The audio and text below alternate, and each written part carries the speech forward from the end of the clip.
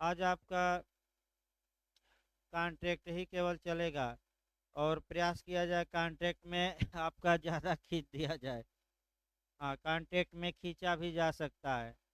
TPA में तो अब आपका शुरुआती दौर में थोड़ा दिक्कत थी, उसके बाद उतना दिक्कत नहीं आती है, खींच ही रहा है। देखिए आपका कॉन्ट्रैक्ट में हम चल रहे थे, माइनर पर चला जा रहा था। तो देखिए कॉन्ट्रैक्ट में जो क्वेश्चन, एक तो कंसेप्चुअल बेस बनते हैं, दूसरा आपका सेक्शन बेस बनते हैं। और आपका सेक्शन बताया जाएगा, अभी बताया ही जा रहा है।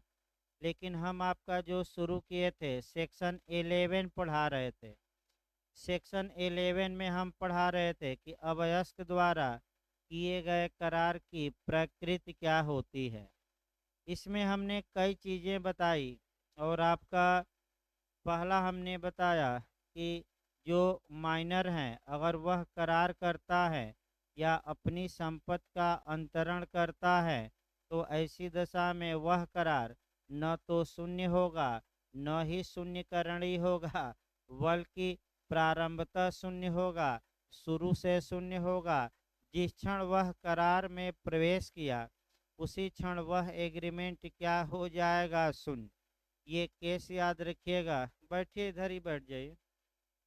हाँ बैठिए, कोई दिक्कत नहीं भाई, खाली है तो ना। आपका ये केस याद रखिए। मोहरी बीबी बनाम धर्मोदास घोष। ब्याज की दर एक बार पूछा गया है भाई, कल बताया गया था 12%। जज का नाम भी पूछा गया है, लॉर्ड नॉर्थ। और कौन वादी था, तो धर्मोदास घोष। और आपका प्रतिवादी ब्रह्मदत्त था। वह मर गया तो उसकी पत्नी कौन आई विधिक प्रतिनिधि के रूप में, मोहरी बीबी। और तमाम तर्कों के तीर चलाए गए थे कल, और तर्क विफल हो गया और पैसा वापस माइनर से मिला नहीं। इसके बाद आपका माइनर के इस निर्णय को थोड़ा बहुत संशोधित करके भारत के न्यायालयों ने लागू करना शुरू किया है। और एक एक करके आपका देखिए अंदर से भी क्वेश्चन बनता है। पहला हम करार क्या नेचर बताए थे कि स्टापेल का सिद्धांत या विबंध का सिद्धांत। थोड़ा बहुत हम आपका व्यापक करते हैं इन बातों को, ताकि एक्स्ट्रा जाकर भी आपको क्वेश्चन मिले। पिछली बार जो आपका स्टापेल शब्द स्टाप से बना है। स्टाप का मतलब रोक देना, रोक देना मतलब विबंधित कर देना। यानी कि जब एक बार एक बात आप कहे हैं तो उस बात से विपरीत बात कहने से व्यक्ति को कानून रोक देता है। इसी को स्टापेल कहते हैं। और ये आपका, तो जो पिछली बार यूपीजे में क्वेश्चन बना था कि विबंध का सिद्धांत लागू होता है सिविल मामलों में, क्रिमिनल में, दोनों में, इनमें से कोई नहीं, तो केवल और केवल सिविल में। पिछली बार का ही क्वेश्चन है। विबंध के बारे में प्रावधान एविडेंस की धारा 115 से 117 तक में किया गया है। सभी विबंध इसमें समाहित नहीं है, केवल बाई कंडक्ट, स्टापेल बाई कंडक्ट, यानी कि आचरण द्वारा विबंध का ही प्रावधान एविडेंस में किया गया है। तो आपका अगर कोई अवयस्क अपनी आयु के बारे में झूठ बोलता है तो क्या बाद में वह उस बात से मुकर सकता है कि नहीं। तो अगर स्टापेल का सिद्धांत उस पर लागू होगा तो मुकरने से रोका जाएगा, और लागू नहीं होगा तो वह बाद में मुकर सकता है कि मैं उस समय क्या बोला था, झूठ। तो मुकर सकता है कि नहीं, मुकर सकता है। अर्थात अवयस्क पर स्टापेल लागू नहीं होता। ये याद करके जाइएगा। केस अगर आ जाए तो केस तो मोहरी बीबी बनाम धर्मोदास घोष का ही है। और दूसरा केस खान गुल बनाम लाखा सिंह, नोट्स में है। दूसरा पट्टा देखिए, थोड़ा थोड़ा हम डिटेल में कर रहे हैं ताकि एक्स्ट्रा भी आपको क्वेश्चन कोरिलेट से मिलता रहे, इसीलिए हम डिटेल में कर रहे हैं। पट्टा के बारे में फिर एक बार याद रखिए। टीपीए के किस अध्याय में लीज के बारे में प्रावधान किया गया है। अध्याय आपका 5 में किया गया है। सेक्शन रट कर जाइएगा, एक बार पूछा है 105 से लेकर 117। पट्टा अचल संपत्ति का होता है कि चल का, तो केवल अचल का। पट्टा में स्वामित्व का अंतरण होता है कि उपभोग के अधिकार का, उपभोग के अधिकार का। आपका जुरिस्प्रूडेंशियल व्यू से थोड़ा देखिए, स्वामित्व क्या है, मैं सुबह बताया था, विभिन्न अधिकारों का, उसी स्वामित्व में से एक अधिकार आपका दे दिया गया कि तुम यूज करो और इसके बदले हमें क्या दो, धन।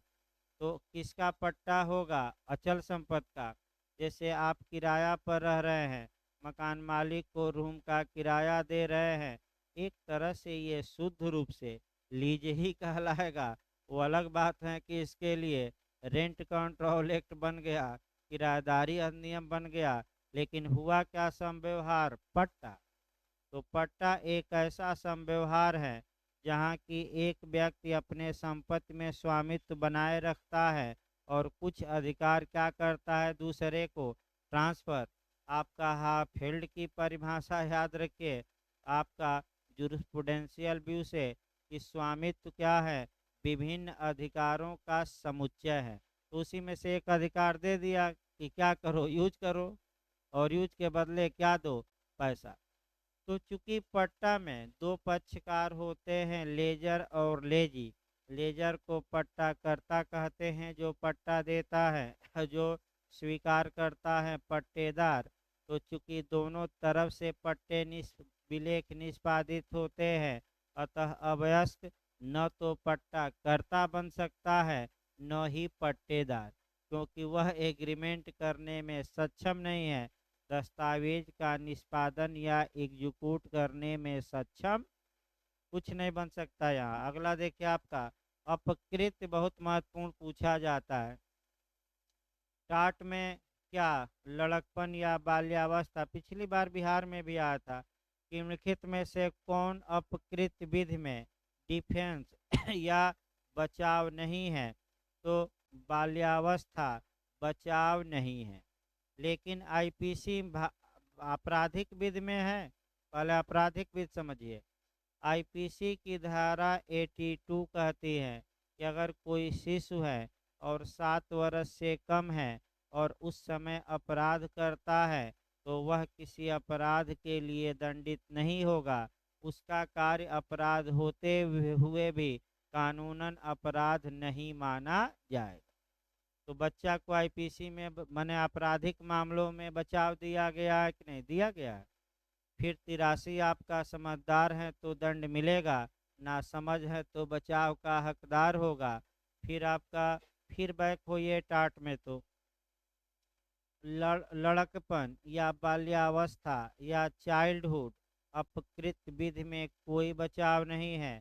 अर्थात अगर 5 वर्षीय बच्चा कोई टाट करता है तो उससे मुआवजा वसूला जा सकता है। बच्चे का वकील ये नहीं कह सकता ये बच्चा छोटा है, बचाव का हकदार है, क्योंकि अपकृत में आपका लड़कपन कोई बचाव नहीं है। सतर्क रहिएगा। अब ये है कि संविदा अधिनियम में तो बचाव है, तो कल कॉन्सेप्ट क्लियर रखिए। अगर कोई व्यक्ति ये चाहे कि संविदा भंग को हम अपकृत में कन्वर्ट करके और अवयस्क से पैसा वसूल लें, तो कानून ये होने नहीं देगा। यानी कि जो कार्य सीधे नहीं किया जा सकता उसको टेढ़े भी नहीं किया जा सकता, यानी कि जो कार्य डायरेक्ट नहीं किया जा सकता आप उसको इनडायरेक्ट वे में भी नहीं कर सकते।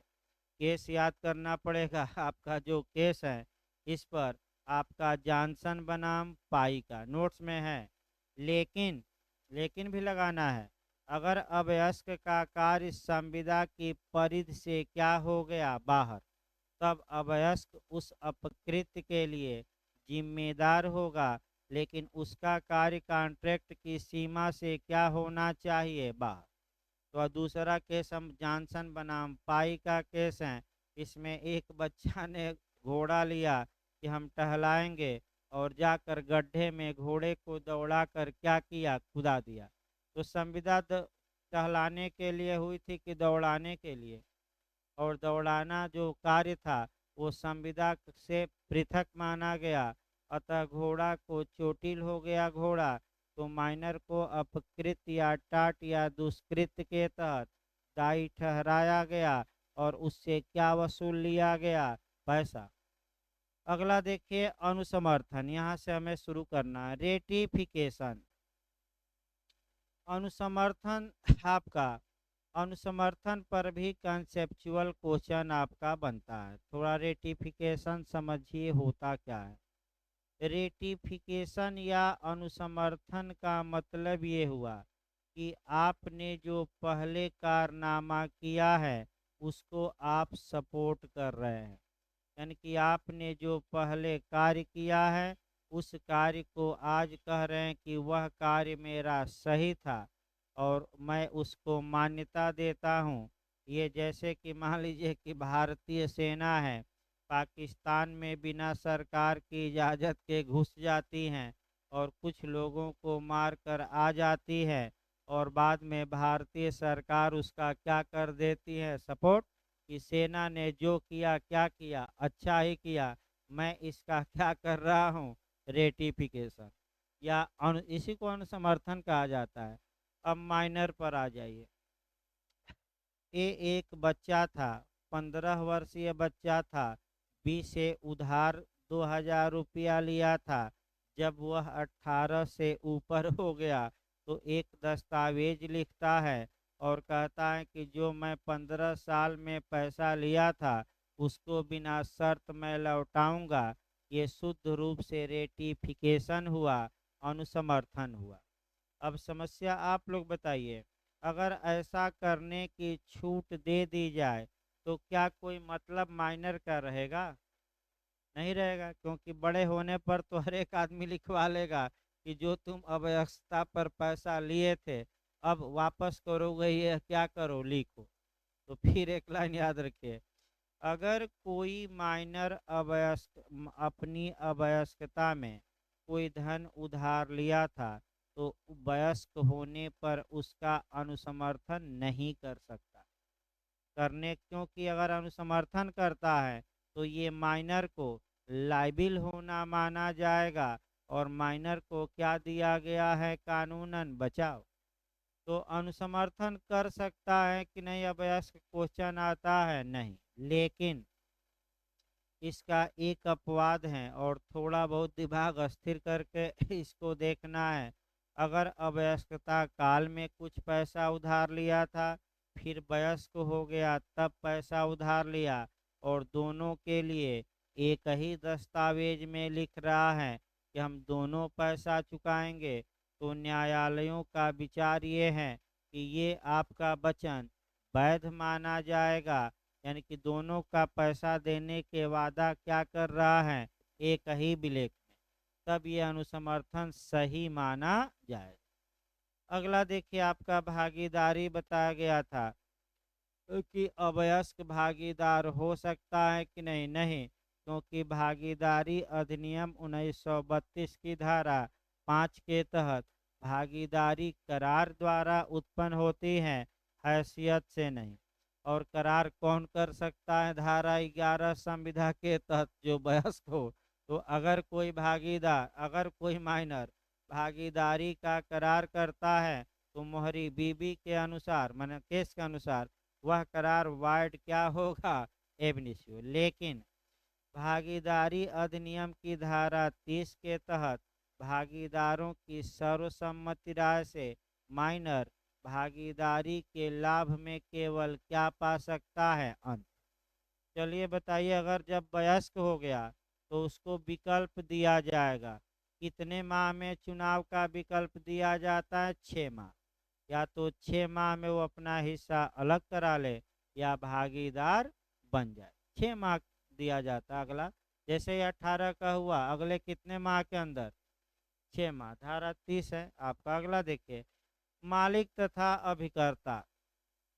अब आप मालिक अभिकर्ता पढ़ेंगे तो एजेंसी का सिद्धांत आपको पढ़ना पड़ेगा, और वह जाएगा आपका माने संविदा अधिनियम की धारा 182 में। ध्यान से देखिए, मालिक और अभिकर्ता के संबंध को अभिकरण या इंग्लिश में एजेंसी कहा जाता है। इन अभिकर्ता अपने लिए कार्य न करके मालिक के लिए कार्य करता है।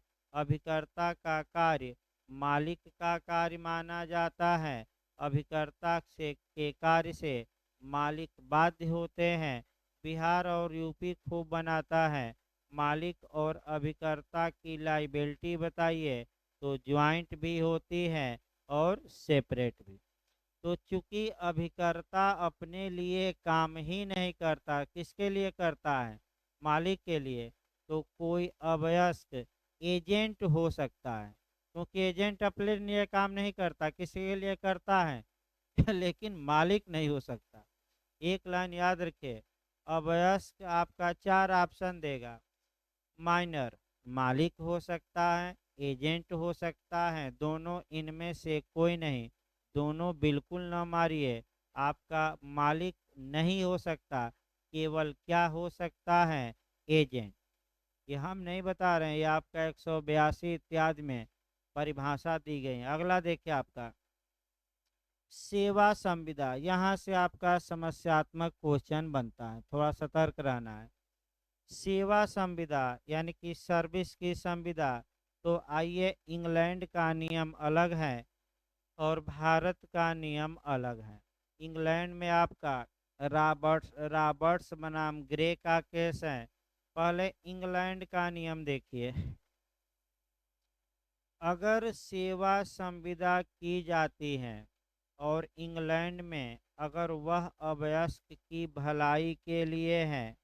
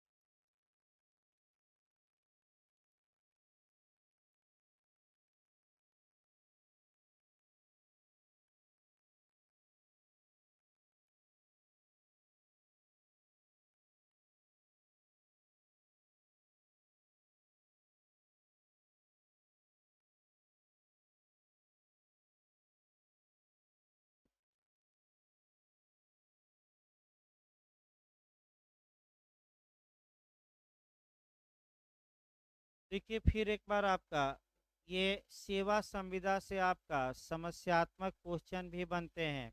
कम से कम आप दो केस याद रखिएगा, एक इंग्लैंड का और एक भारत का। आपका प्रेम अदीत बनाम राज रानी का केस आता है।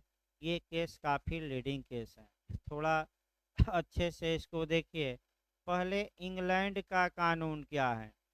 अगर इंग्लैंड के कानून के अनुसार, फिर एक बार याद रखिएगा, यदि माइनर माने सेवा संविदा की गई है और वह माइनर की भलाई के लिए है, तो वह संविदा वैध मानी जाती है।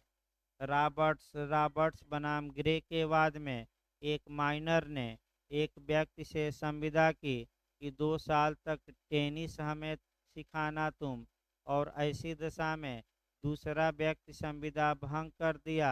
तो न्यायालय में विवाद उत्पन्न हुआ कि ये माइनर था जो संविदा किया था। तो न्यायालय ने कहा कि ये संविदा माइनर के किसके लिए थी? फायदे के लिए, अतः हित के लिए। तो वह संविदा क्या होगी? वैध। लेकिन भारत में ये नहीं है, यही अंतर देखना है। भारत में चाहे वह संविदा माइनर के फायदे के लिए हो या आपका नुकसान के लिए हो, माइनर जो है वह सेवा की संविदा कर ही नहीं सकता। न ही उसके माता पिता या गार्जियन माइनर की ओर से कर सकते हैं। लेकिन भारत में एक अपवाद अप्रेंटिस की संविदा है।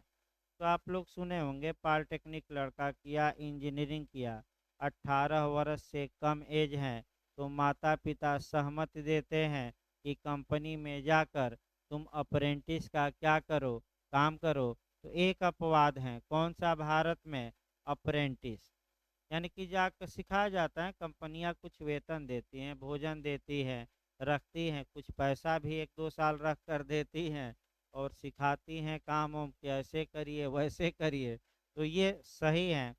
अब आपका हीरो हीरोइन वाला ही चक्कर है, तो यहाँ भी देखा जाए बहुत खतरा है, यानी कि बड़ी धोखे हैं इस राह में, कहा जाता है ना। कहाँ गए मौर्य जी, आए हैं कि नहीं? हाँ, हाँ मौर्य जी बड़ी धोखे हैं इस राह में। बाबूजी धीरे चलना, सुनाई दे रहा है ना? हाँ, तो अपने भाई अपना जो हित मित्र हैं, जो आपके मित्र मंडली हैं, चाहे महिला मित्र हो या पुरुष मित्र हो, सावधान कर दीजिएगा कि बड़ी धोखे हैं इस राह में, क्योंकि आपके हजारों फॉलोअर हैं ऑनलाइन में और ऑफलाइन में। ऑनलाइन में ज़्यादा है भाई, फ़ोन आता है कि कौन मौर्य जी हैं, हट्टे कट्टे रहे होंगे, और लोग देखते हैं तो ये तो दुबले पतले सिरकिंडी जैसे हैं। तो आइए, देखिए बहुत खतरा है, मैं बता दूं आपका। जो फिल्मों में दिखाई देता है वही लिफ्टिंग द कारपोरेट बिल का सिद्धांत, पर्दा के आगे आए और मार लच्छेदार भाषण दिए। अब पर्दा के पीछे क्या है, तो अब क्या बताया जाए। पर्दा के पीछे क्या है, तो पर्दा के पीछे छेड़खानी है, आपका पर्दा के पीछे शोषण है, पर्दा के पीछे सेक्सुअल अफेंस है, और क्या है। और अभी एक आपका कह सकते हैं एक्टर आत्महत्या की है, आप देख सकते हैं। इसके बाद पहले प्रत्युषा बनर्जी की, तमाम एक्टर और हीरो और हीरोइनें की हैं। इसीलिए आपका, यानी कि इसका मतलब कि शोषण ज़्यादा है फिल्मी स्टाइल में, भले वो ताम झाम पर्दे पर दिख रहा है, लेकिन वास्तविक जीवन में उनका नरकी जीवन है ज़्यादा लोगों का। तो उसी प्रकार आइए आपका राज रानी बनाम प्रेम अदीद का केस है। भारत में सेवा संविदा वैध नहीं है, मैं बता दूं। इस केस में एक पिता ने एक डायरेक्टर से ये करार किया कि हमारी लड़की 15 साल की है, आप आप मने ये फिल्म में अपने हीरोइन के पद पर ले लीजिए। तो फिल्म के डायरेक्टर ने करार कर लिया, फिर बाद में इनकार करके दूसरे को, मने लड़की को ले लिया, मुकदमा किया गया। तो फिल्म के डायरेक्टर ने कहा कि हजूर ये सेवा संविदा है, और माइनर के लिए जो सेवा संविदा की जाती हैं वह शून्य होगी कि वैध होगी, शून्य होगी। और आपका बॉम्बे हाई कोर्ट ने मान ही लिया कि ये सेवा संविदा भारत में क्या होगी, शून्य होगी। लेकिन इंग्लैंड में याद रखिए, इंग्लैंड में अगर बच्चे के हित के लिए है तो क्या होगी, वैध। इसके बाद आपका कह सकते हैं संविदा का विशिष्ट पालन आवश्यक, आवश्यक बस देखा जाए आपका मेन रूप से, अगर किसी अवयस्क को उसके जीवन में जीवन बनाए रखने के लिए, यानी कि जीवन में योग्य वस्तुएं अगर किसी माइनर को दी जाती हैं, तो ऐसी कंडीशन में वह माइनर व्यक्तिगत रूप से तो दायी नहीं होगा, लेकिन धारा 68 के तहत उस माइनर की संपत्ति से उन वस्तुओं का क्या वसूला जा सकता है, मूल्य। लेकिन सेक्शन याद रखिए कौन सा, 68। अब यह है कि 68 आगे बताया जाएगा कोसाई कॉन्ट्रैक्ट क्या होता है कैसे, लेकिन यहाँ इतना से आगे बढ़ा जाए। इसके बाद आइए आपका 13 धारा देखा जाए, बहुत लंबा ना खींचा जाए, क्योंकि आपका मैंने भाई 99% भी पढ़ा दिया जाए बहुत है, 95%, तो थोड़ा बहुत एक दो बातें फालतू छोड़कर ही निकलना है। अब आइए फिर धारा 10 को उठाइए। पहला आपका करार कब संविदा बनेगा। पहला तत्व हमने बताया कि करार के पक्षकार क्या होने चाहिए, कॉम्पिटेंट होने चाहिए, यानी कि सक्षम। दूसरा तत्व क्या था, दूसरा तत्व बैरक में है लाइन से 10 में, कि स्वतंत्र सम्मति हो, यानी कि फ्री कंसेंट हो। तो आपका फ्री कंसेंट पर आइए, जब भी आप सम्मत के बारे में पढ़िए तो संविदा अधिनियम की धारा आपका 13 से लेकर कहाँ तक पढ़ना है, 22 तक।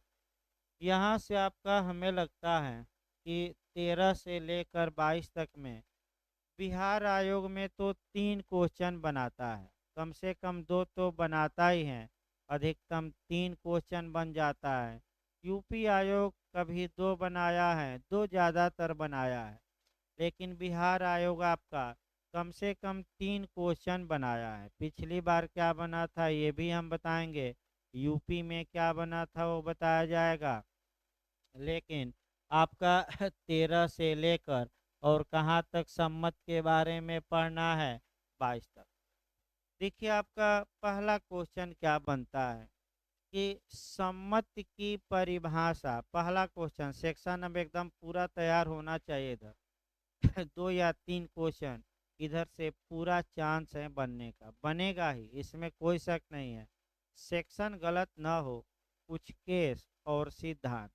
पहला देखिए, सेक्शन 13 में आपका सम्मति या कंसेंट शब्द को डिफाइन किया गया है। तो जो यूपी ने बनाया क्वेश्चन कि सम्मत शब्द को कॉन्ट्रैक्ट की धारा में परिभाषित किया गया है, 13 में। दूसरा जो बिहार ने इसी बार बनाया था कि सम्मति कब कही जाएगी, सम्मति क्या होती है, तो जब दो या दो से अधिक व्यक्ति एक ही बात पर यानी कि सेम थिंग्स पर तथा सेम सेंस पर एग्री हो जाते हैं, रजामंद हो जाते हैं, तो हम कहते हैं कि उनके बीच क्या जन्म लिया, कंसेंट। यानी कि जब 2 या 2 से अधिक व्यक्ति एक बात पर एक भाव में रजामंद हो जाते हैं, एग्री हो जाते हैं, तो हम कहते हैं कि उनके बीच कंसेंट का जन्म ले लिया है। अब आपका जो इसमें समझना है, बिहार जो जे में पिछली बार ही क्वेश्चन बना, आपका एक बात में सहमत हो, रजामंद होना, एक भाव में रजामंद होना, एक बात या एक भाव में रजामंद होना, एक बात पर एक भाव में रजामंद होना, तो आप क्या जवाब मारेंगे, या तो पर बीच में रहेगा या न मारिएगा। एक उदाहरण देखिए, ए ने बी से प्रस्ताव किया कि मैं अपना घोड़ा तुम्हें 5,000 में बेचना चाहता हूँ। तो एक बात का मतलब एक चीज मतलब घोड़ा। ए भी जानता है घोड़ा बेचना है, और बी भी जानता है कि हमें क्या खरीदना है, घोड़ा। एक भाव यानी कि सेम सेंस। इस उदाहरण में जो सेम सेंस का मतलब हुआ वह मूल्य से है। ये भी जानता है कि आपका हम ये भी आपका जानता है कि हम 5,000 पर बेचेंगे।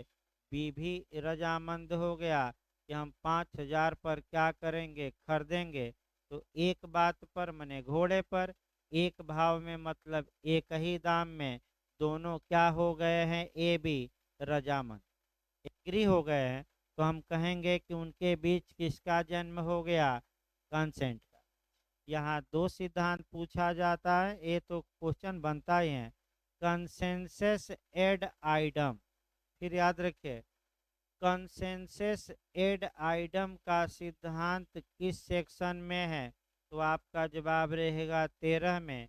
अब अगला क्वेश्चन इसका अर्थ पूछ सकता है कि कंसेंसस एड आइडम का मीनिंग क्या हुआ, तो मीनिंग आप बताइएगा, एक बात पर एक भाव में रजामंद होना, एग्री होना, यही मीनिंग है। फिर एक क्वेश्चन बनता है कि सम्मति नहीं तो करार नहीं। तो ऐसी दशा में अगर पूछे कि सम्मति नहीं तो करार नहीं, विदाउट कंसेंट नो एग्रीमेंट का सिद्धांत, वह भी धारा 13 में ही है, इसमें कोई शक नहीं है। अब आपका आईपीसी थोड़ा कोरिलेट किया जाए, कंसेंट कहाँ परिभाषित की गई है, आईपीसी में किसी भी धारा में सम्मत की परिभाषा नहीं दी गई है। ये याद रखिए, आईपीसी में कहीं परिभाषित नहीं है। हाँ, सम्मत से कार्य होता है तो क्या होगा, वो अलग बात है कि 87 से लेकर इत्यादि धाराएं हैं, लेकिन कंसेंट कॉन्ट्रैक्ट में परिभाषित है, आईपीसी में नहीं। अब आइए, जो सम्मति होनी चाहिए वो स्वतंत्र होनी चाहिए। अब एक लिस्ट धाराओं का जरूर याद रखिएगा। स्वतंत्र सम्मति या फ्री कंसेंट की परिभाषा यूपी में पूछा गया किस सेक्शन में दिया गया है? 14 में। जो परिभाषा दी गई है वह निगेटिव दी गई है, नकारात्मक दी गई है। नकारात्मक दी गई है तो फिर क्या कहा गया है? देखिए नकारात्मक में, यदि सम्मति सेक्शन 15 के तहत पाई गई है, सेक्शन 16, सेक्शन 17 और 18 या 20, 21, 22 में मिस्टेक के अधीन पाई गई है, तो वह सम्मति स्वतंत्र सम्मति नहीं कही जाएगी। तो कम से कम पहले तो सेक्शन मिलाने के लिए आता है और सेक्शन तैयार रखिए। पहले एकदम शुरुआती दौर से चलिए। सम्मत की परिभाषा की धारा में 13 में सम्मत की, स्वतंत्र सम्मत की परिभाषा की धारा में 14 में निगेटिव दिया गया है कि पॉजिटिव? निगेटिव। फिर एक बार देखिए, यदि सम्मति सेक्शन 15 के तहत पोर्शन या उत्पीड़न या प्रपीड़न करके प्राप्त की गई है, तो वह सम्मति स्वतंत्र सम्मति नहीं कही जाएगी। पहला नियम, अगर सम्मति सेक्शन 16 के तहत अनड्यू इन्फ्लुएंस, असम्यक असर, अनुचित दबाव या बुरा प्रभाव डालकर की गई है, तो वह सम्मति भी स्वतंत्र सम्मति नहीं कही जाएगी। अगर सम्मत सेक्शन 17 में फ्रॉड करके पाई गई है, कपट करके धोखा देकर पाई गई है, तो वह भी सम्मति स्वतंत्र सम्मत नहीं होगी। और अगर 18 में मिसरिप्रेजेंटेशन द्वारा, मिथ्या व्यपदेशन द्वारा या दुर्व्यपदेशन द्वारा सम्मत पाई गई है, तो वह भी स्वतंत्र सम्मत नहीं कही। तो मिलाइए तो धारा 15 में क्या है? प्रपीड़न। 16 में क्या है? असम्यक असर। 17 में क्या है? कपट। 18 में क्या है? मिथ्या व्यपदेश। पहले इतना रहा जाए, आगे न पढ़ा जाए, 20, 21, 22 बाद में देखा जाए। अब प्रभाव पूछा जाता है। प्रपीड़न का प्रभाव किस धारा में दिया गया है? 19। असम्यक असर का प्रभाव 19A, और ये 1899 में जोड़ी गई। फिर आपका कपट का प्रभाव 19 और मिथ्या व्यपदेशन का प्रभाव किस में? 19 में। एक बार देखिए तो, देखिए क्वेश्चन आपका कैसे बना है। अगर प्रपीड़न करके संविदा की गई है तो उसका क्या इफेक्ट होगा? तो सेक्शन 19 बताएगा कि वह संविदा वाइडेबल होगी, शून्यकरणी होगी, यानी कि एक पक्षकार को क्या रहेगा? विकल्प, ऑप्शन। और बिहार आपका जे में, मैंने आज का दूसरा क्वेश्चन मैं बिहार जे का बता रहा हूँ। शून्यकरणीय संविदा क्या होती है? ये बिहार जे में जो दूसरा क्वेश्चन इसी बार आया था, तो जिसमें एक पक्षकार को विकल्प रहता है, या तो वह माने संविदा को या कोर्ट द्वारा कोर्ट में क्या करे? चैलेंज। फिर आपका धारा 17 में कपट। कपट का प्रभाव भी 19 में दिया गया है, वह भी वाइडेबल कॉन्ट्रैक्ट है। 18 का प्रभाव भी 19 में, वो भी वाइडेबल कॉन्ट्रैक्ट है। लेकिन एक क्वेश्चन अलग जाता है, सेक्शन 16 का इफेक्ट कहाँ दिया गया है? तो 19A में यही पूछा जाता है। असम्यक असर का प्रभाव कहाँ दिया गया है? 19 न मार कर आइए, किसमें? अब एक बार पूछा गया है कि 19 से कब जोड़ी गई?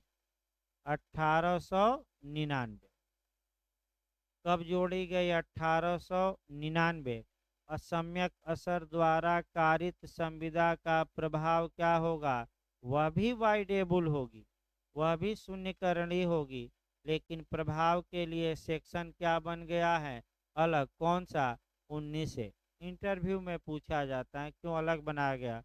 तो जो उधार उधार दिया जाता था उसी में शर्त लगाकर भी न्यायालय संविदा को सेट साइड कर सकता है, वो अलग बात है, बताया जाएगा आगे। लेकिन फिर एक बार आइए, यहाँ से एक क्वेश्चन बनने का पूरा चांस रहता है। जो नया मॉडल है कि संविदा अधिनियम में सर्वप्रथम संशोधन कब किया गया, तो सर्वप्रथम आपका 1899 में किया गया। सर्वप्रथम पूछ दे कौन सी धारा जोड़ी गई, 19A। भाई ये क्वेश्चन आपका अब तक के इतिहास में नहीं बना है, और ऐसा ही क्वेश्चन दो चार आयोग दे रहा है, जैसे एपीओ में दे दिया आपका पिछली बार। एविडेंस की कौन सी धारा निरसित है, या एविडेंस में सबसे पहला संशोधन कब हुआ, तो सेक्शन 2 निरसित है एविडेंस का, 1938। फिर आईपीसी में दिया ही था पिछली बार कि आईपीसी में प्रथम संशोधन कब हुआ, 1870 में। सीपीसी में पूछे तो 1976 में। संविधान में पूछे तो 1951। 1900 किस में, 51 में। आपका ये सतर्क रहना है। आपका टीपीए इत्यादि हम बता चुके हैं, एक क्वेश्चन इस पर बनने का चांस रहता है। सीआरपीसी में पूछे तो 1978 मारना है, 1978। भाई एक क्वेश्चन ऐसा वर्तमान में मैं बता दूं बन रहा है, और सतर्क रहना कि ऐसा क्वेश्चन आ जाए तो हम छोड़ेंगे नहीं। अगला देखिए आपका, अब जो पूछा जाता है कि स्वतंत्र सम्मति के अभाव में की गई संविदाएं क्या होंगी, तो इन चार धाराओं के तहत जो संविदाएं आ जाएंगी वह शून्यकरणी होगी, यानी कि वाइडेबल। पहले शून्यकरणी का एक उदाहरण बता दिया जाए, और तब सेक्शन 15 से क्या किया जाए, क्योंकि वाइडेबल लगातार आ रहा है, तो वाइडेबल का या शून्यकरणी का एक उदाहरण देखिए। एक गुरु था और बी चेला था। चेले के पास एक काबुली घोड़ा था। काबुल का घोड़ा आपका बहुत तेज दौड़ते हैं, पता लगता है आपका बहुत तेज दौड़ते हैं, और 1 लाख का घोड़ा था। और गुरु ने क्या किया कि चेले की इच्छा को दबा दिया, कुचल दिया, अधिशासित कर दिया, डोमिनेट कर दिया, और 1 लाख का घोड़ा कितने में खरीद लिया, 1000। अब आइए, तो बताइए, ये संविदा बिहार का तीसरा क्वेश्चन तो बिहार का ही आ गया। एकदम सेम उदाहरण दिया गया था कि गुरु चेला का संबंध किस में आएगा, तो असम्यक कसर में, क्योंकि गुरु ऐसी हैसियत में है कि चेले की इच्छा को क्या कर सकते हैं, डोमिनेट कर सकते हैं, और अनुचित फायदा उठा सकते हैं। तो किस में आएगा, नहीं, आपका धारा 16 यानी कि असम्यक असर। चार ऑप्शन दिया था, प्रपीड़न, असम्यक असर, कपट, मिथ्या व्यपदेशन, तो किस में आएगा, असम्यक असर। अब चेल जिसकी सम्मति असम्यक असर से पाई जाएगी, प्रपीड़न से पाई जाएगी, कपट करके पाई जाएगी, 18 में मिथ्या व्यपदेशन, उसको दो विकल्प होगा। या तो वह उस संविदा को प्रवर्तित कराए, मैंने मान ले सब कुछ सही है भाई, या तू पहला विकल्प मान ले तो गुरु लेकर बैठे रहेंगे घोड़ा, कोई दिक्कत नहीं है, संविदा तो है ही। दूसरा विकल्प चेले के पास है कि वह कोर्ट में जाए, और कोर्ट में जाकर कहे कि गुरु हमारे गुरु घंटाल निकले, और आपका घोड़ा हमारा 1 लाख का कितने में ले लिए हैं, अतः इस संविदा को ही क्या किया जाए, रद्द, और हमारा घोड़ा क्या किया जाए, वापस। ये मांग कर सकता है बी। कितना विकल्प हो गया बी के पास, इसी को हम जैसे विकल्प मिलेगा एक लाइन याद रखिए, उसी को शून्यकरणीय संविदा कहते हैं। एक क्वेश्चन और बनता है, शून्यकरणीय संविदा तब तक वैध होती है जब तक कि न्यायालय उसे शून्य घोषित न कर दे, तब तक सही है। शांत बैठे रहेंगे तो सब कुछ सही है, शांति से निपट जाएगा, कोई दिक्कत नहीं है। लेकिन आपका अब इसी में आपका बिहार में आया कि साम्य चाहने वाले को साम्य का पालन करना चाहिए। तो अगर कोई शून्यकरणीय संविदा है न्यायालय द्वारा शून्य घोषित की जाती है तो धारा 64 पूछा गया था बिहार में।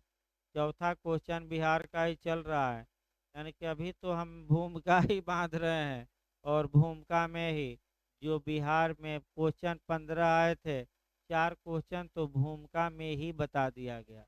अभी सेक्शन शुरू नहीं हुआ, अभी तो हमने का केवल 2 ही सेक्शन बताया है, धारा 13 और 14।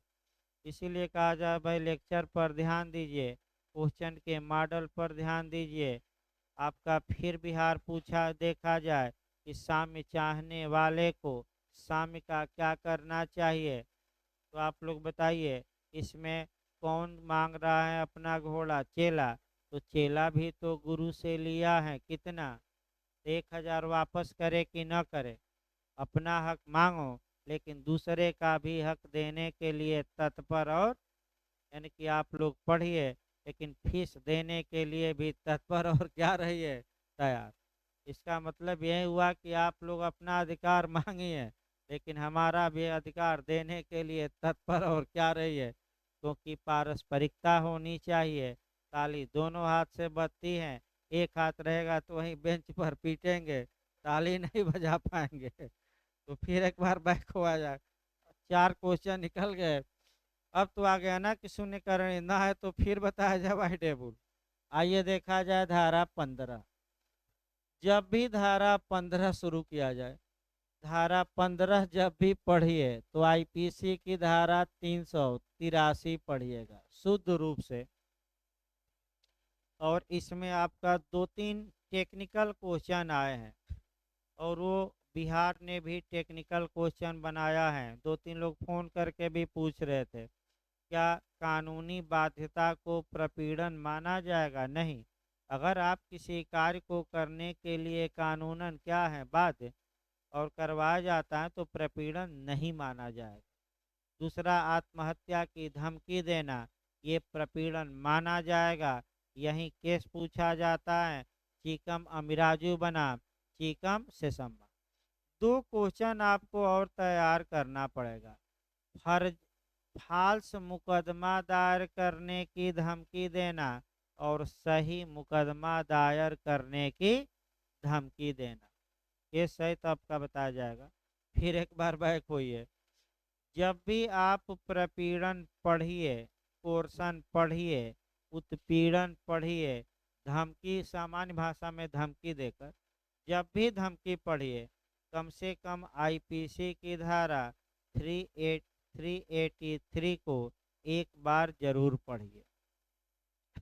एक्सटार्सन या उद्यापन या अपकर्षण की परिभाषा आईपीसी की धारा 383 में दी गई है।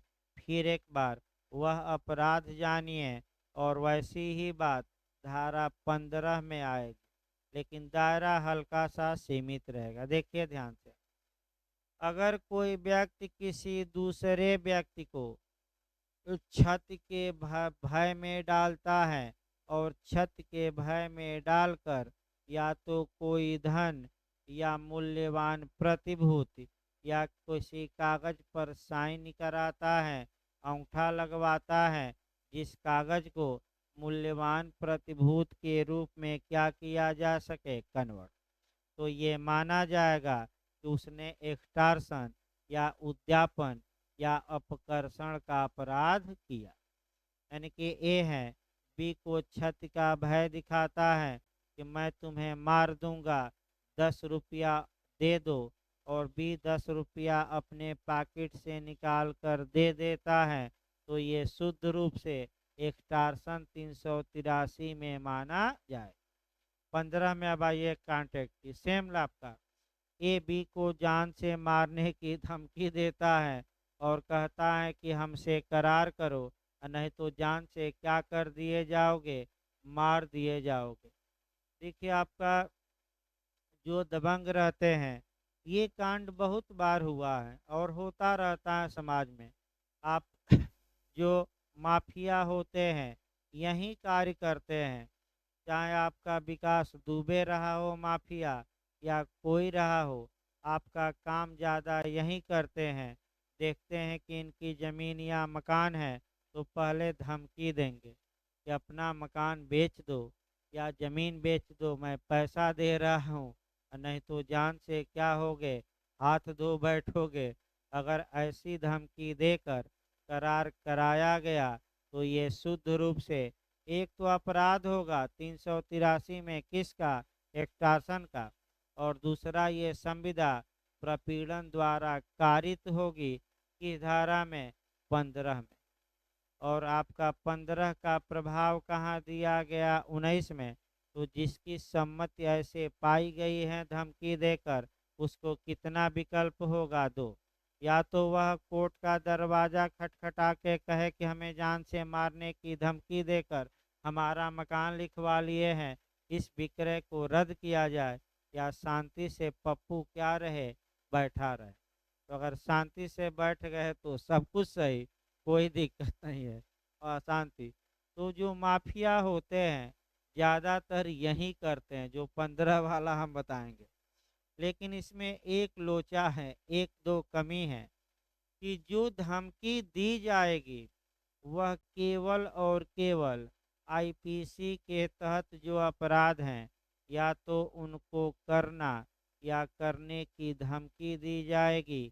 अगर दूसरे कानून के तहत अपराध हैं तो उसमें एक्सटॉर्शन माने उसमें प्रपीड़न नहीं माना जाए।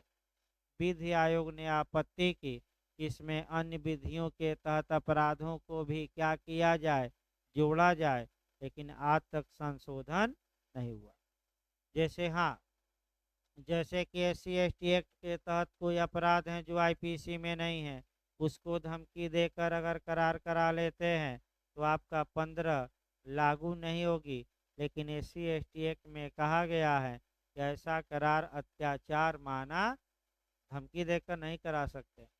और तमाम जितने भी कानून हैं आपका, जैसे डाउरी एक्ट हो गया, तो भले करार शून्य हो दहेज लेने और देने का धारा 5 में, लेकिन प्रपीड़न धारा 15 में माना जाएगा कि नहीं, नहीं।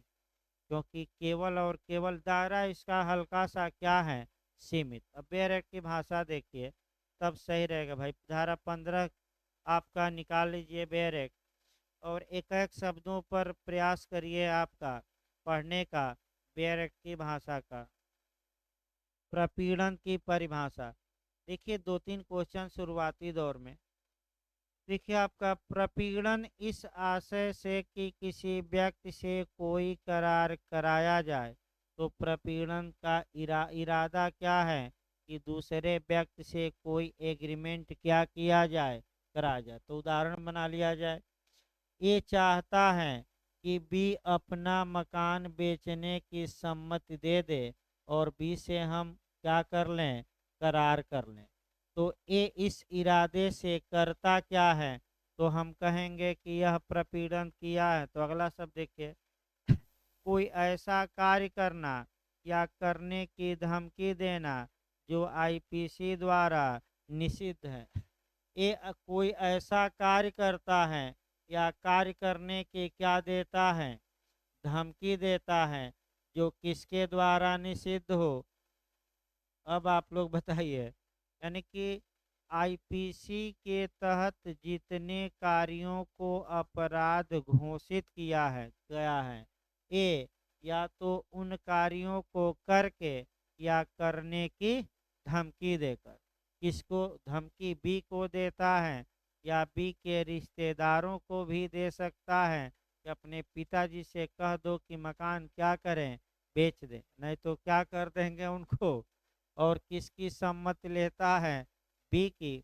तो हम कहेंगे कि ए ने बी की सम्मति कैसे प्राप्त की है, प्रपीड़न।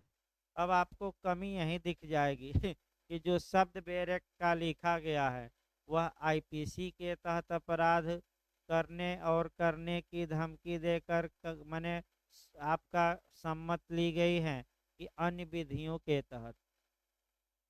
हाँ, केवल और केवल, तो अन्य विधियां इसमें शामिल हैं कि नहीं, यही कमी है इस धारा की। और ये कमी विधि आयोग ने ये सिफारिश की कि इसमें आपका जो आईपीसी शब्द लिखा है भारतीय दंड संहिता द्वारा निषेध, इसी के साथ एक शब्द और दो शब्द बढ़ा दिया जाए, भारतीय दंड संहिता या अन्य तत्समय प्रवृत्त विधि के तहत निषिद्ध कार्य को करने या करने की धमकी देकर क्या लिया गया है, सहमति। ये लेकिन अभी तक आपका संशोधन नहीं हुआ है भाई। आपका विधि आयोग ने सिफारिश की है, लॉ कमीशन ने। अगला देखिए, अथवा। अब अथवा अभी छोड़ दीजिए पहले तो यही जानिए कि आईपीसी के तहत आपका कोई कार्य करना या करने की धमकी देना, फिर अथवा भी छोड़ दीजिए और अथवा आप छोड़ दीजिए और आपका कह सकते हैं कि स्पष्टीकरण पढ़िए, तब सेकंड पैराग्राफ सेकंड पॉइंट तब पढ़ा जाएगा। यह तत्वहीन है कि जिस स्थान पर प्रपीड़न का प्रयोग किया जाता है वहाँ आईपीसी लागू है कि नहीं। इससे कोई मतलब नहीं है। खुले समुद्र में पूछा जाता है, ए एक खुले समुद्र में जहाँ आईपीसी लागू नहीं होती, बी को जान से मारने की धमकी देता है और बी से करार करता है, तो क्या ये प्रपीड़न माना जाएगा कि नहीं? माना जाएगा। भले खुले समुद्र पर आईपीसी लागू, उससे मतलब नहीं है। मैंने ये कार्य कहाँ हो सकता है, आकाश में, जमीन पर, पाताल में, कहीं भी, बस एक लाइन भले वहाँ आईपीसी लागू। ये हम नहीं बता रहे हैं, कौन बता रहा है? आपका स्पष्टीकरण देखिए, खुले समुद्र में दिया भी गया है।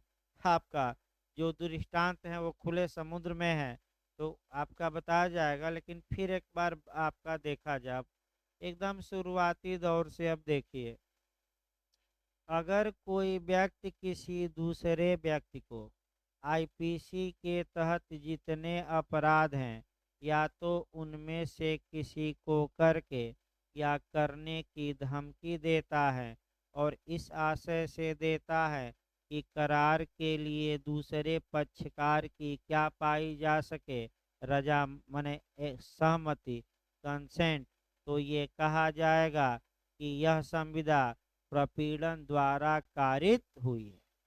अब आईपीसी के तहत अपराध कहाँ से कहाँ तक दिए गए हैं?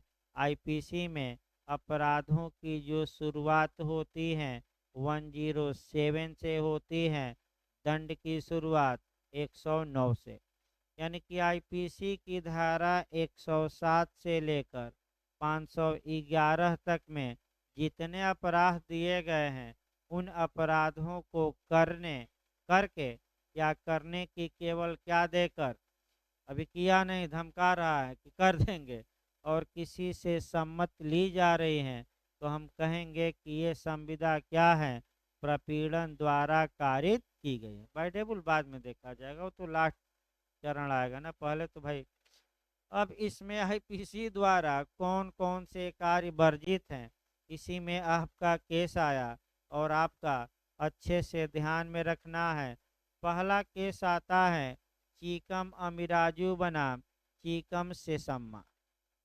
आपका ये केस पूछा जा सकता है, चीकम पूछा गया यूपी में, बिहार में भी, अच्छे से इसको तैयार रखिए। चीकम अमीराजू बनाम चीकम सेसम्मा में एक व्यक्ति ने ये कहा कि मैं आत्महत्या कर लूँगा अगर तुम ये करार नहीं करोगे, इस पर साइन नहीं करोगे।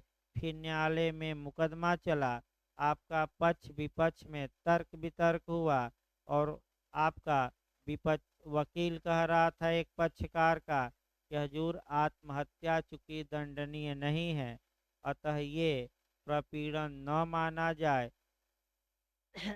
दूसरे पक्षकार का वकील कह रहा था कि आत्महत्या इसलिए नहीं दंडनीय है क्योंकि दंड देने के लिए कोई बचता ही नहीं, लेकिन आत्महत्या की धमकी देना प्रपीड़न माना जाए। तो न्यायालय ने आत्महत्या की धमकी देना प्रपीड़न माना कि नहीं माना? माना।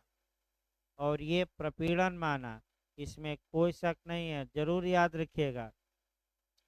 दूसरा आपका देखा जाए, कह सकते हैं कि आपका मस्जिदी बनाम आयशा, मस्जिदी बनाम आयशा, यहाँ जो आपको देखना है केस के माध्यम से, यहीं आपका गलत होने की संभावना रहेगी।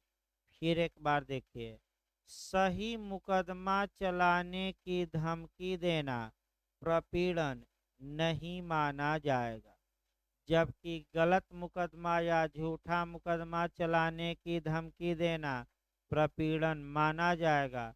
यही गलती होगी, क्योंकि आईपीसी में और आपका कॉन्ट्रैक्ट में थोड़ा अंतर है। फिर एक बार समझिए, अगर ए बी से कहता है कि हे बी, तुम मेरा 500 रुपया लिए हो और हमसे करार करो, नहीं तो मैं तुम्हारे ऊपर जो 500 लिए हो उसके लिए मुकदमा कर दूंगा, तो क्या ये सही मुकदमा चलाने की धमकी हुई कि गलत? सही। तो ये प्रपीड़न नहीं माना जाएगा। फिर एक बार देखिए, दिमाग स्थिर करके भाई पॉइंट ये समझिए, यहाँ से ही गलती होती है और जहाँ से गलती भूल जाते हैं लोग हमेशा। 2 बार मैं बता रहा हूँ, आपका घर पर जाकर एक बार दिमाग अस्थिर करके पढ़िएगा, क्योंकि अभी हम आईपीसी को रिलेट करेंगे, लेकिन पहले संविदा। अगर कोई व्यक्ति किसी दूसरे व्यक्ति को सही मुकदमा दायर करने की धमकी देकर सम्मत पाता है, तो उसे प्रपीड़न द्वारा प्राप्त की गई सम्मति नहीं मानी जाएगी। लेकिन फर्जी मुकदमा दायर करके सम्मत पाता है तो इसे प्रपीड़न माना जाएगा। जैसे ए ने बी से कहा कि तुम हमसे करार कर लो, नहीं तो एक फर्जी मुकदमा तुम पर कर दूंगा कि तुम हमारा 1000 रुपया क्या किए हो, उधार लिए हो। फर्जी मुकदमा, फाल्स। तो ये क्या प्रपीड़न माना जाएगा कि नहीं? माना जाएगा। और सही मुकदमा दायर करने की धमकी देना प्रपीड़न नहीं माना। केस याद रखिएगा, केस भी बिहार में आया है, मस्जिदी बनाम आयशा। भाई याद रखिए। अब थोड़ा दिमाग आईपीसी में ले जाइए। 383 में एक्सटॉर्शन। अगर ए बी से कहता है कि हम तुमने जो चोरी का अपराध किया है मैं जानता हूँ, 500 रुपया दे दो, नहीं तो चोरी के लिए तुम्हारे ऊपर क्या कर दूंगा, मुकदमा। तो ये क्या एक्सटॉर्शन या उद्यापन माना जाएगा कि नहीं? माना जाएगा। याद रखिए क्यों माना जाएगा, क्योंकि आईपीसी में चाहे सही मुकदमा करने की धमकी दी गई हो और चाहे झूठा मुकदमा, अगर पैसा वसूल लिया गया धमकी देकर, तो एक्सटॉर्शन या उद्यापन आपका या अपकर्षण कहिए 383 के तहत माना जाए। तो चाहे झूठा हो या सही, गलत न हो ये कहिए तो फिर हम बताएं, बहुत उलझ जाता है आदमी। फिर हम बता रहे हैं एक बार, संविदा अधिनियम में अगर सही मुकदमा दायर करने की धमकी दी गई है तब प्रपीड़न नहीं माना जाएगा। फाल्स, अगर सूट फाइल करने की धमकी देकर सम्मत पाई गई है तब प्रपीड़न माना जाए। लेकिन आईपीसी में दोनों कंडीशन में एक्सटॉर्शन या उद्यापन का अपराध होगा, चाहे सही मुकदमा दायर करने की धमकी दी गई हो या झूठा। फंसा देंगे तुम्हें 2 केसों में फर्जी, तब भी एक्सटॉर्शन। तुम चोरी किए हो, तुम पर हम क्या करेंगे, मुकदमा कर देंगे, 500 दो, तब भी आपका एक्सटॉर्शन। अगला देखिए, अब ये पूछा गया है बिहार में आपका बहुत अच्छा, कि क्या सांविधिक बाध्यता प्रपीड़न माना जाएगा कि नहीं? तो आंध्र शुगर लिमिटेड बनाम state of Andhra sugar limited बनाम स्टेट ऑफ आंध्र प्रदेश का केस है उच्चतम न्यायालय का। कहा गया कि अगर किसी व्यक्ति का कोई कार्य करना कानूनी बाध्यता है, उस कार्य को जबरदस्ती करवाया जाता है प्रपीड़न करके, धमकी देकर, तो वह प्रपीड़न नहीं माना जाए। बिहार में बहुत अच्छा क्वेश्चन ये बना है कि सांविधिक बाध्यता को प्रपीड़न माना जाएगा कि नहीं? नहीं, क्योंकि आप उस कार्य को करने के लिए कानूनन क्या है? तो बताइए, आपका आईपीसी में बताइए, अगर कोई प्राधिकारी किसी कार्य को करने के लिए विधि द्वारा बाध्य हैं, वह उस कार्य को कर देता है तो क्या वह कोई अपराध किया कि नहीं किया। 76 आईपीसी कौन सी। एक सैनिक अपने वरिष्ठ अधिकारी के समादेश में भीड़ पर गोली चलाकर 4-5 लोगों को मार देता है। सैनिक ने कौन सा अपराध किया। कोई नहीं। किस धारा का दृष्टांत है। 76 का चौथा दृष्टांत पहला। डायरेक्ट यूपी में पूछा कि किस धारा का दृष्टांत है तो सैनिक कहा जाए तो तुरंत 76। ये सब गलतियां। ये कल आपका चला जाएगा आपका और भाई इसमें 16 भी हो जाएगा।